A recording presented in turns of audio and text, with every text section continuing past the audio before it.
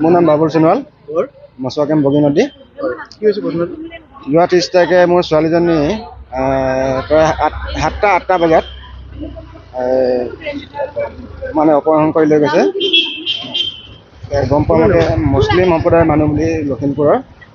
আমি এজাহাৰখন দিছিলোঁ লখিমপুৰ নকয় বুলি, কিন্তু এতিয়া গম পোৱা গৈছে লালুক কাছজুলি বুলি। অপহৰণ কৰা ব্যক্তিজনৰ নাম হৈছে মহিবুৰ ৰহমান। আগতে এনেকৈ চিনি নাপাওঁ। এতিয়া আটক কৰা হৈছে ল'ৰাজনৰ বাপেকক। ছোৱালীজনী 30 তাৰিখৰ পৰা। আগতে এনেকে একো পোৱা নাই। নাই পোৱা নাই। ছোৱালীজনী পঢ়ি আছিলে হায়াৰ ছেকেণ্ডেৰী ফাৰ্ষ্ট ইয়াৰ। এইবাৰ যদি ছোৱালীজনী কোনোবা সংগত পায় কেনেকৈ খবৰ দিব আপোনালোকে?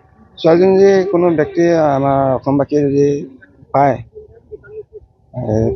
ফটো দিয়া হ'ব। ছোৱালীজনীৰ মোৰ ঠিকনা দিয়া হ'ব। ফোন নম্বৰটো কৈ দিয়ক।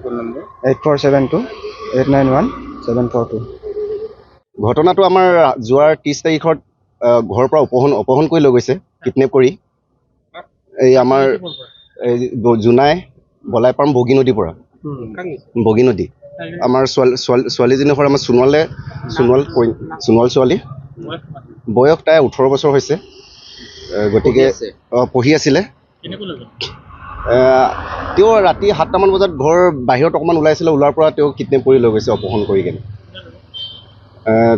তেওঁ ল'ৰাজনৰ নাম মহিবুৰ ৰহমান বুলি জানিব পাৰিছোঁ। তেখেতৰ ঘৰ লালুকত বুলি কোৱা শুনিছোঁ। এইটোও আমি সঠিক সিদ্ধান্ত পোৱা নাই। গতিকে আমি সোণোৱাল কৈছে চেষ্টা কৰি আছোঁ, কিন্তু পোৱা নাই। মোবাইল ছুইচ অফ হৈ আছে। আৰু তেওঁ দেউতাকক আজি অৰুণাচলৰ পৰা আৰক্ষীয়ে গ্ৰেপ্তাৰ কৰিছে। থানাত আমি FIR দিছোঁ।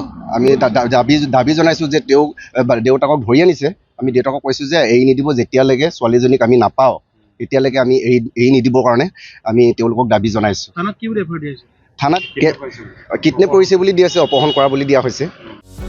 যিকোনো খবৰৰ বাবে যোগাযোগ কৰক আমাৰ এই নম্বৰত 9181307221।